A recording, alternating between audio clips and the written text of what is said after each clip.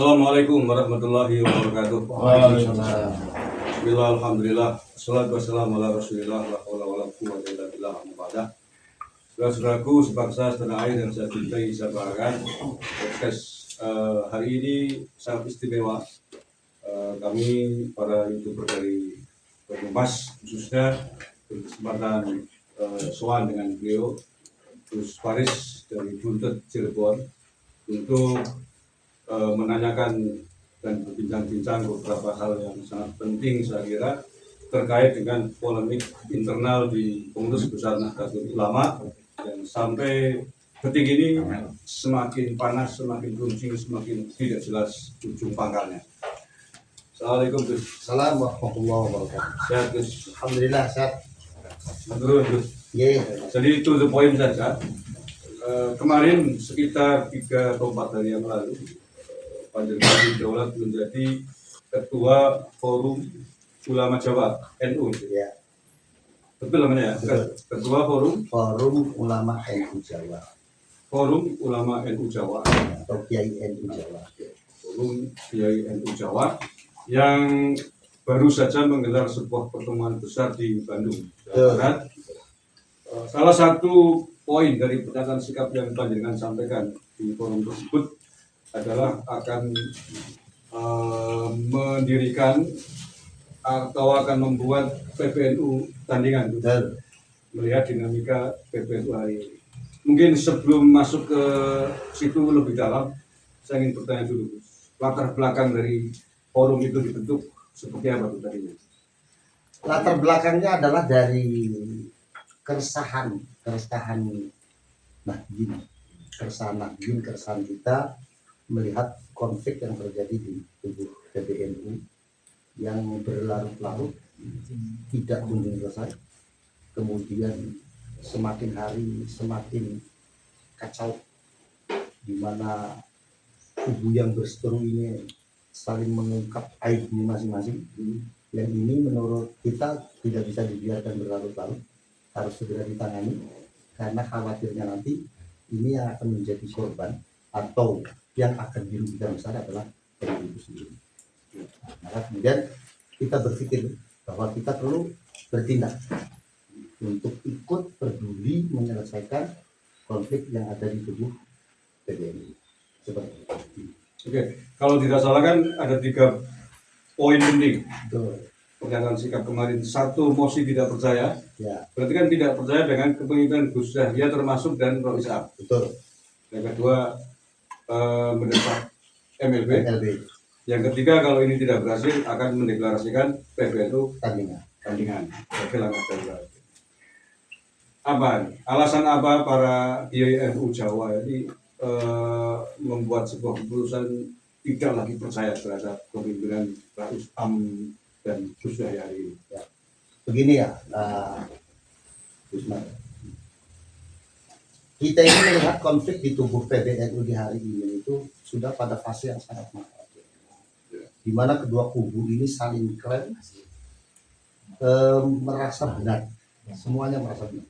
Kubu Kiai Miftahul Akhir merasa benar, kubu Gus Yahya Stakuf juga merasa benar, dan mereka kekeh dengan pendapat mereka sendiri. Tidak ada yang mau mengalah, tidak ada yang mau mengerti, sehingga akhirnya kemudian dawuh-dawuh Kiai Sepuh juga diabaikan. Nah ini kemudian yang berikutnya, kalau kita bicara NU, maka owner yang sesungguhnya, owner NU yang sesungguhnya itu adalah Kiai pesantren, Kiai Sepuh dan Mahdiin. Nah kalau kemudian dawuhnya ownernya ini sudah tidak diperhatikan, lalu bagaimana? Mau apa lagi ya? Mau apa lagi? Apa yang sudah diharapkan? Iya, nah hingga akhirnya kemudian masalah ini kita pesimis untuk bisa selesai. Pesimis islah juga ya? Pesimis islah juga. Sehingga akhirnya kemudian kita bingung mana ini. Masyarakat di bawah juga bingung. Nadi di bawah juga bingung. Harus ikut kemana? Ketika kedua-duanya merasa benar, kedua-duanya merasa legal secara organisasi. Mau ikut kemana? Nah ternyata usut punya usut.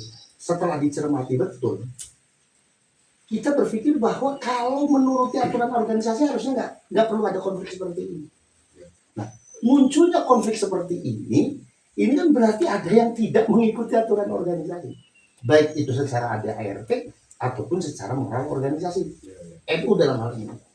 Nah, kalau sudah itu yang dilanggar, lalu kita mau percaya bagaimana? Kalau itu yang sudah dilanggar oleh mereka,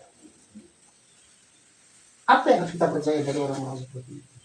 Maka muncullah mosi tidak percaya. Tapi yang kedua poinnya kan kemudian meminta agar segera MLB muktamar luar biasa. Ini banyak juga yang mempertanyakan, Gus, seandainya pun seluruh PWNU dan PCNU di seluruh Indonesia setuju untuk MLB, syaratnya kan minimal harus 50% per satu suara PW dan PCNU di Indonesia yang mengusulkan untuk MLB. Ini hari ini seandainya 100% pun setuju untuk digelar MLB, ADRT kan mengatakan bahwa penyelenggara MLB adalah PBNU. Pertanyaannya adalah PBNU yang mana yang akan dipercaya untuk menggelar MLB? Nah, itu kembali kepada poin 3 tadi, Ismail. Ketika kemudian di tingkatan tanfidiyah ini sudah bermasalah, PBNU di tingkatan tanfidiyah ini sudah bermasalah, Syuriah di tingkatan PBNU juga bermasalah, maka langkah darurat yang kita ambil. Maksud langkah darurat itu adalah membentuk PBNU. Tentunya tidak serta-merta langsung deklarasi saja, tidak.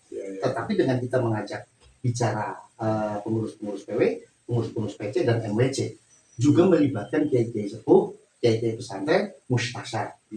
Yang mereka ini adalah sejatinya adalah owner daripada NU itu sendiri. Nah, satu. Yang kedua, prinsipnya kan begini. Ketika penerapan ADART ini sudah tidak bisa lagi, maka patokan kita ini bukan lagi ADART. Patokan kita ini adalah dawuhnya kiai sepuh dan suara dari Nahdien. Termasuk diantaranya adalah ya pengurus PW dan PC, MWC, seperti itu. Sementara kita tahu, Gus, sampai hari ini PWNU dan PCNU yang bersuara masih sangat sedikit. Sudah munculkan PWNU Jawa Tengah, Jogja, diikuti oleh beberapa PCNU. Tapi itu pun statement atau pernyataan sikap mereka masih normatif juga sih, kita lihat. Minta akan kembali ke Islam.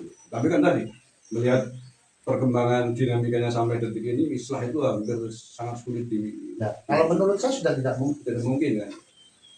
Nah, kecuali kalau dua-duanya mau mengundurkan diri hari ini mungkin bisa. Bisa. Cuman sulit juga. Susah. Karena itu tadi yang saya katakan tadi, mereka mengklaim sama-sama benar. Mereka mengklaim sama-sama benar. Begini, Gus Marek, saya ingin bercerita tentang konflik yang sekarang ini terjadi di PBNU. Konflik yang terjadi di PBNU ini menurut saya sudah dalam fase yang mengkhawatirkan.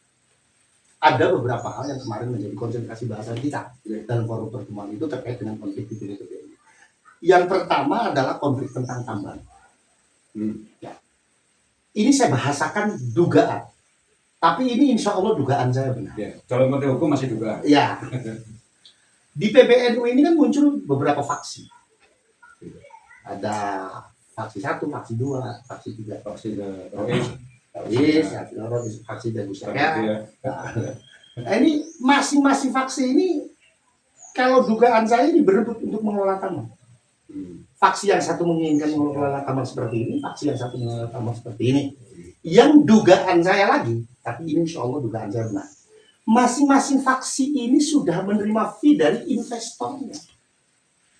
Maka ada pertanyaan, kenapa mereka ini kekeh pengelolaan tambang ingin dengan caranya mereka atau ingin dengan caranya masing-masing faksi ini? Karena dugaan saya mereka itu sudah menerima fee dari investor. Nah, itulah yang akhirnya kemudian membuat tambang ini menjadi konflik. Yang kedua, konflik keuangan. Nah, ini di luar tambang. Di luar tambang, konflik keuangan. 3 hari yang lalu saya ini sempat menonton salah satu channel YouTube, di mana di channel YouTube itu menayangkan klarifikasi dari salah satu bendahara PBNU tentang uang 100 miliar yang masuk pada rekening PBNU yang konon katanya itu dari Mardhani Maming. Mantan bendahara. Mantan bendahara. Karena kasus korupsi. Betul. Nah, uang yang 100 miliar inilah yang kemudian akhirnya juga menjadi masalah di tubuh PBNU. Nah, saya sih menduga ini ada ketidaktransparan dalam pengelolaan uang itu. Sehingga kemudian akhirnya Rois Am menuntut untuk mengaudit bendahara terkait dengan uang ini. Nah, dalam klarifikasinya bendahara PBNU ini ada 3 poin yang saya garis bawahi. Yang pertama adalah bendahara merasa tertuduh terkait dengan pengelolaan uang itu, merasa tertuduh, dan dia merasa tidak pernah diberi ruang untuk klarifikasi, sehingga kemudian dia klarifikasi bukan lagi di ruang organisasi, tapi klarifikasi di ruang umum, sehingga akhirnya menjadi konsumsi publik dan semua orang ini tahu tentang masalah yang disebut hasil audit itu ya. Ya, nah kemudian ini menurut saya hal yang sangat memalukan. Ya. Nah itu. Kemudian yang kedua, dalam klarifikasi itu, bendahara ini mengatakan bahwa ketua umum atau ketua PBNU itu, Gus Yahya, ini tidak tahu menahu tentang uang ini. Kan mustahil menurut saya. Ya. Uang dengan nominal segitu besarnya masuk ke rekening PBNU, tapi ketuanya tidak tahu menahu. Dipandang dari sudut manapun ini mustahil menurut saya. Nggak masuk akal. Nggak masuk akal kan? Nah, Kalau 100.000 mungkin nggak tahu. nah ya, kalau 100 miliar kan lucu. Nah, kemudian yang ketiga, bendahara menceritakan bahwa ia ditelepon oleh sekjen. Dalam kata-katanya sekjen itu kurang lebihnya seperti ini, bahwa kamu itu nggak tahu sebetulnya uang itu bukan cuma 100 miliar, tapi lebih daripada 100 miliar. Nah, ketika Itu ke rekening lembaga PBNU, bukan pribadi ya? Bukan pribadi. Nah, Rois Am menuntut audit terkait dengan uang ini. Rois Am menuntut audit terkait dengan uang ini berarti ada trouble di dalamnya. Ya. Betul nggak? Nah, kemudian di beberapa kesempatan yang lalu, dalam satu wawancara, Gus Yahya menyatakan bahwa hasil auditnya ini malah dimanipulasi Itu ya. oleh pihak Rois Am. Nah, tentang siapa yang benar, kita kan nggak tahu kan? Ya. Tapi kita kan bisa menyimpulkan bahwa uang itu ternyata menjadi masalah. Atau yang kedua, orang-orangnya pun ternyata bermasalah. Apapun alasannya, berarti manajemen PB itu dalam hal keuangan hancur. Hancur. Bener ya? Ya. Nah, ini kan menurut saya sudah mengkhawatirkan. Sudah mengkhawatirkan. Persoalan siapa yang salah, siapa yang benar, kita nggak tahu. Tapi kita bisa bisa menilai dan kita bisa menyimpulkan bahwa ternyata uang itu menjadi masalah dan orang-orangnya pun bermasalah. Jadi kan PBNU nggak becus menangani keuangan, kemudian menjadi rusak lembaga ini. Betul. Mungkin itu yang menjadi salah satu alasan untuk mosi tidak percaya. Nah itu diantaranya. Kemudian yang berikutnya, fokus pembahasan kita kemarin. Lebih strategis. Ya. Ya, biar nggak terlalu tegang. Nah, kemarin yang menjadi fokus bahasan kita juga diantaranya adalah tentang masalah infiltrasi Zionis yang dibawa oleh Gus Yahya Oke. ke dalam PBNU. Ya. Salah satu alasan memaksulkan Gus Yahya kan itu. Iya. Selain perkara pengelolaan keuangan tadi, tujuan. Iya, itu. Kemarin Laura Husni dari Bangkalan, beliau banyak memaparkan tentang bagaimana yang berkaitan dengan politik global. Dan memang NU ini selama ini adalah menjadi satu jamaah terbesar di dunia, jamaah Islam terbesar di dunia yang menjadi perhatian betul bagi orang luar. Seperti itulah kurang lebihnya. Sehingga kemudian ketika ada infiltrasi Zionis di NU, ini juga menjadi sesuatu yang berbahaya bagi NU. Kalau NU tidak waspada gitu. Sementara kita ini belum punya ilmu ke sana. NU itu kan tawasud, adil. Bukan tawasud, zona nyaman. Tapi kemudian tidak diikuti dengan rasa kewaspadaan. Ya akhirnya ini dihitung hal yang berbahaya. Kemudian yang ketiga adalah fokus bahasan kita. Ada petinggi NU yang ideologi kebangsaannya tidak sama dengan ideologi kebangsaan NU itu sendiri. Nah ini juga saya mendapatkan cerita dari Kiai Sepuh. Ideologi apa itu, Gus? Ya anti Pancasila. Ya karena Kiai itu menceritakan pada saya begini kronologinya, ketika beliau ini menjadi ketua PC salah satu PC di Surabaya, di Jawa Timur. Nah ini si orang ini juga sama menjadi pengurus PC di Jawa Timur, tapi bedanya dia duduk di jajaran Suriah tahun 84 itu. Nah, di tahun 84 itu pula NU mengadakan muktamar di Situbondo. Keputusan krusialnya adalah NU menerima Pancasila sebagai asas tunggal. Dasarnya bagaimana seperti yang sudah saya pernah terangkan. Al-mu'ahadah wataniyah, konsensus kebangsaan, itu yang pernah dipraktekkan oleh baginda Rasulullah SAW. Sehingga NU menganggap bahwa Pancasila ini syar'i, sehingga kalau ada orang yang tidak menerima Pancasila maka dia dihukumi orang yang khuruj anil ittifaq, punya konsekuensi hukum baik itu dari hukum negara dan juga hukum agama. Nah, dia ketika NU menyatakan menerima Pancasila sebagai asas tunggal, dia langsung menulis surat dan menyatakan mufaroqah dengan NU karena NU menerima Pancasila sebagai asas tunggal. Dan di hari ini dia menjadi petinggi NU. Oh, Islam itu? Ya, saya klunya saja saya kasih tahu. Orang yang sering memuji FPI, yang padahal FPI ini dibubarkan kan, antara lain karena itu. Berarti memang sejarahnya sudah cukup panjang ya? Panjang sekali. Iya, artinya bukan kebetulan kalau dia itu pernah mengatakan mendukung FPI, berarti sebelumnya sudah ada sikap. Memang sudah ada sikap. Dan kok bisa jadi Islam? Lah makanya maksud saya begini ya. Kalau dia ini menilai Gus Yahya ini sikapnya tidak bersesuaian dengan akidah Ahlussunnah wal Jamaah karena mendatangkan ahlul ilmi dari Zionis, ya menurut saya dia ini jauh lebih parah. 11-12 lah. Iya.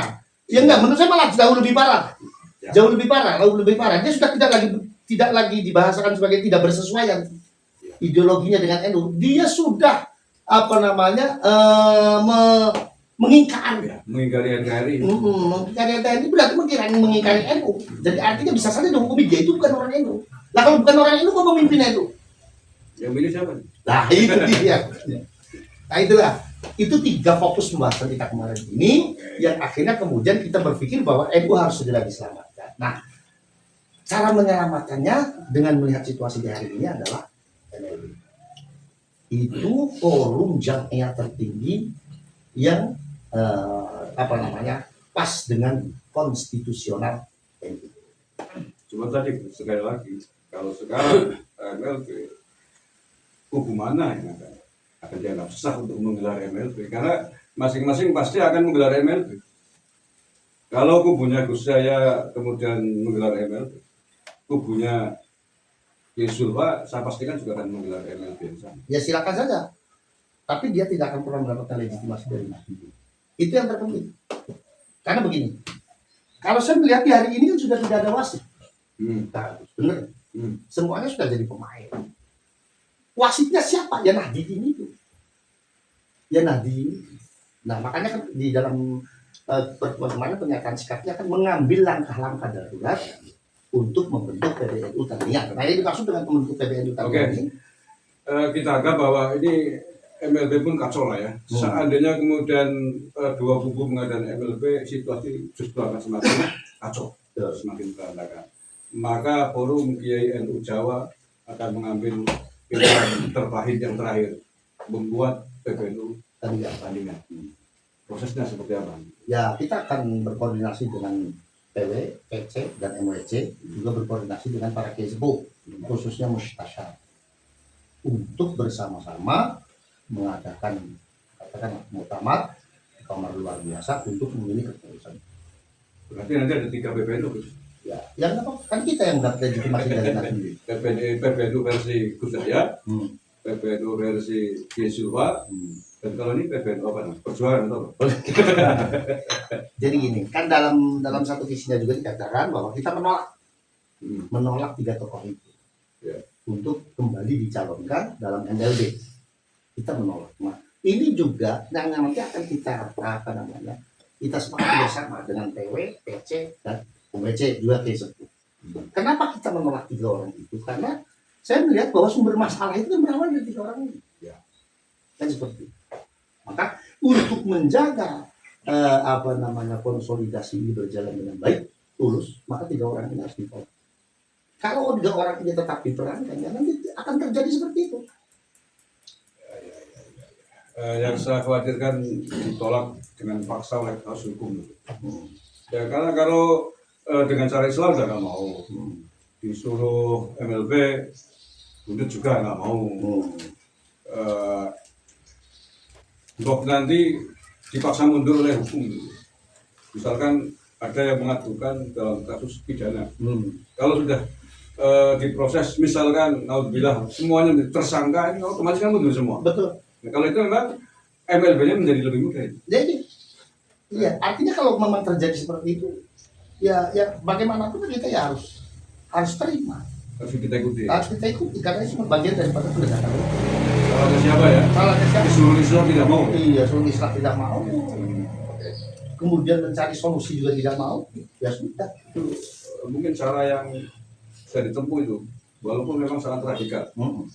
Tapi saya setuju dengan prinsipnya Kiai Marzuki Mustama, lebih baik kita kehilangan 1-2 kader Betul. daripada seluruh gerbong itu rusak. Betul sekali. Itu pernah dimasukin soal itu di program gitu. Ya itu pula yang kemudian akhirnya mendasari pertemuan kemarin. Oh, macam itu. Iya. Kira-kira akseptabilitas PWNU PCNU ini kuncinya kan dua nih. Kalau PWNU PCNU di seluruh Indonesia mendukung, jadi ini PWNU tadi. Jadi Sudah ada ya.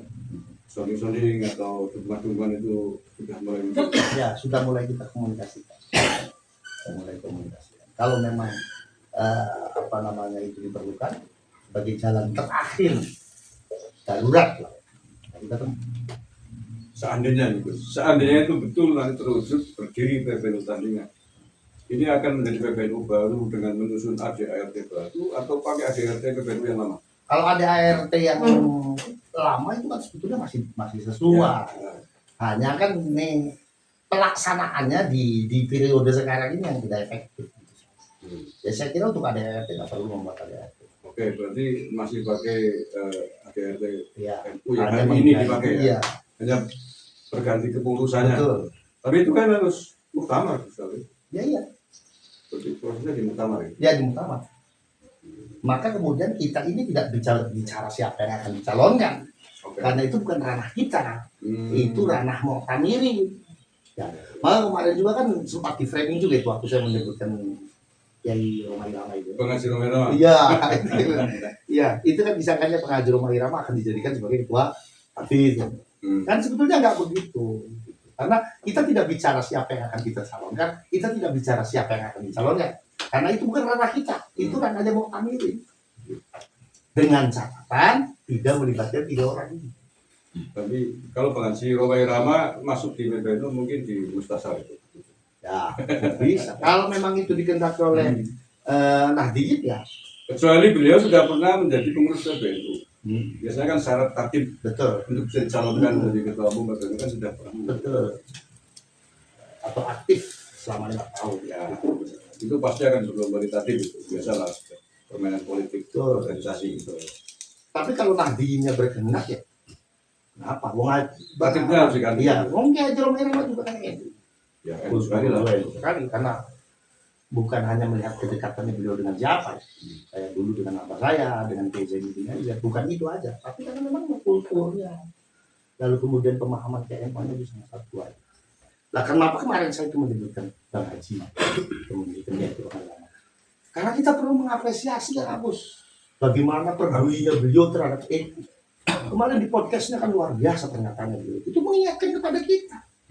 Bahwa Islam saja bisa lenyap dari satu negara, apalagi NU. Ya. Itu kan memberikan pembelajaran kepada kita agar kita ini merawat NU harus dengan tulus, dengan keikhlasan.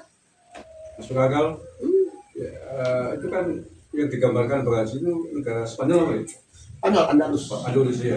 Itu sudah berusia 5 abad. Betul. Islam bisa lenyap. NU di Indonesia baru 1 abad, menjelang 1 abad. Iya. Ya itu kan pernyataan, itu kan pernyataan yang luar biasa menurut saya. Itu warning buat kita. Logis. Bukan ngoyo-woro. Yang 5 abad aja bisa hilang. Ya. Apalagi yang bersatu abad. Kan begitu. Artinya pernyataannya Kiai Romai Rama ini memberikan pembelajaran kepada kita. Apa sih yang kalian cari gitu? Apa sih yang kalian cari? Ini amanat guru kalian. Ini amanat kiai kalian. Ayo dong dijaga dengan keikhlasan, dengan ketulusan, gitu kan. Sementara kan banyak ke tokoh-tokoh NU kita yang menurut saya terlalu percaya diri. Betul. Kadang-kadang dan sering sekali disampaikan NU ini didirikan oleh para aulia dan sebagainya. Jadi bukan sedang menolak itu, tapi kemudian dijadikan argumentasi seolah-olah menggampangkan gitu. Betul. Seolah-olah manajemen di nomor dua kan. Betul. Sehingga kemudian pas nanti kan selesai. Betul. Nanti kan rampung. Termasuk polemik PBNU ini. Awal ini menghangat, awal keluar maklumat dari Rais Am terhadap Gus Yahya itu. Banyak yang berkomentar begitu. Nah, biarin aja itu. Biasa itu kan gergeran apa namanya? Iya. Gegeran jadi Iya, gergeran. iya. Masih berhusnudon seperti itu. Iya. Katanya hari ini gegerannya tambah gede banget. Betul. Kalau saya membaca itu ya begini. Itu karena pengurus PBNU di hari ini merasa bahwa NU milik dia. Ya. NU milik dia sehingga dia punya perasaan mau mengatur NU sesuai dengan keinginannya dia dan boleh sesuai dengan keinginannya dia. Padahal tadi saya sudah katakan bahwa owner sesungguhnya NU itu Kiai pesantren dan Nahdiyin. Bener ya? Ya, ya dari namanya udah jelas. Nahdlatul Ulama. Nah itu. Nah, kenapa kemudian saya menilai seperti itu? Karena kan jelas daunnya Kiai Sepuh sudah nggak diindahkan, suara Nahdiyin di bawah juga nggak diindahkan. Mereka berjalan di atas ego mereka masing-masing. Sehingga saya punya penilaian bahwa pengurus PBNU di hari ini tuh merasa bahwa NU miliknya. Sekaligus yang terakhir, hari ini apa yang panjenengan sedang terus lakukan dalam upaya tadi menuju titik PBNU tadi? Ya, kita anggap yang poin 2 ke belakang udah hampir ya bukan dahulu kersa tapi mustahil gitu kan. Ya. Dan sekarang kita ini lagi tetap terus membangun komunikasi dengan para kiai sepuh, terus kemudian juga membangun komunikasi dengan Nahdiyin khususnya di tingkat provinsi dan juga tingkat kabupaten juga tingkat kecamatan, juga berkomunikasi dengan banyak tokoh-tokoh Nahdiyin. Seperti itu. Oke. Terima kasih Gus, saya kira sebenarnya gue yang saya cintai saya bahkan demikian tadi antara kami dengan Bio Gus Faris dari Gubernur Cirebon terkait polemik yang hari ini ada di tubuh PBNU. Terima kasih, mudah-mudahan ini bisa diterima, bisa menjadi inspirasi bagi para pengurus NU khususnya di PBB dan PCPC NU pemilik badan tadinya Muktamar. Ada satu lagi Kang Gus, boleh saya sampaikan? Oke. Ya, ini. Saya akan mengajak Kiai Haji Roma Irama untuk sama-sama peduli kepada masyarakat Muslim khususnya orang Indonesia khususnya lagi adalah masyarakat Nahdiyin untuk menyerukan tetap pemegang tali persatuan dan kesatuan, kemudian mengedepankan tali persaudaraan. Kenapa saya mengajak Kiai Haji Roma Irama? Harusnya ini menjadi kritik buat Gus Yahya, juga buat ini Faklaker. Ya, loh, saya mengajak Kiai Haji Roma Irama itu bukan saya pribadi loh, Gus, tapi kiai-kiai yang kemarin hadir itu sepakat dengan itu. Ya. Itu artinya menunjukkan bahwa kiai-kiai lebih percaya kepada Kiai Haji Roma Irama daripada kepada Gus Yahya dan Kiai Faklaker dalam urusan pembinaan umat. Ya. Ini loh catatannya. Ya, faktanya bagaimana mungkin kita akan mendengarkan oknum atau pengurus PBNU hari ini untuk bersatu. Kalau mereka berantakan. Iya, berantakan sendiri. Ya, mereka nggak bersatu. Makanya ketika ada kemarin Kiai Zulfa mengatakan sudah tenang pengurus NU kita jalin persatuan, itu kan bikin kita emosi. Iya. Kalau bahasanya Pak Presiden Prabowo dulu, Iya. kalau waktu dikritik etik, oleh orang yang melanggar etik itu loh, Iya. kan keluar kata-kata. Betul. Ngapain bahas soal etik? Iya kan, ketika yang membahasnya sendiri adalah orang yang melanggar etik. Ya memang benar. Sebenarnya ingin mengungkapkan tapi nggak tegas ya Gus. Enak aja bilang bersatu-bersatu, sampean yang mengajari kita tidak bersatu kok. Iya. Mempertontonkan perpecahan. Nah, lalu kemudian kenapa kita ajak Kiai Haji Romai Rahmat? Diakui atau tidak, Kiai Haji Romai Rahmat itu punya basis massa yang sangat Wah, 11 juta itu betul. katanya. Dan mayoritas Nahdliyin. Ya. Karena bicara tentang penggemar Haji Romai Rahmat, bukan hanya Nahdliyinnya, kiai-kiainya juga menjadi penggemar beliau semua. Termasuk saya Gus. Ya, sama saja saya juga penggemar beliau. Yang kita, abah saya itu hafal sekali dengan lagu-lagunya beliau. Jadi seperti itu maksudnya. Ya yang jelas penggemar musik dangdutnya Bang Haji pasti 99,9%. Betul. Ini warga NU. Betul. Babi kan haram. Haram kalau habis kita. Sampun Gus. Sampun nggih monggo. Oke, terima kasih. Saya akhiri wallahul muwaffiq ila aqwamit. Assalamualaikum warahmatullahi wabarakatuh. Waalaikumsalam.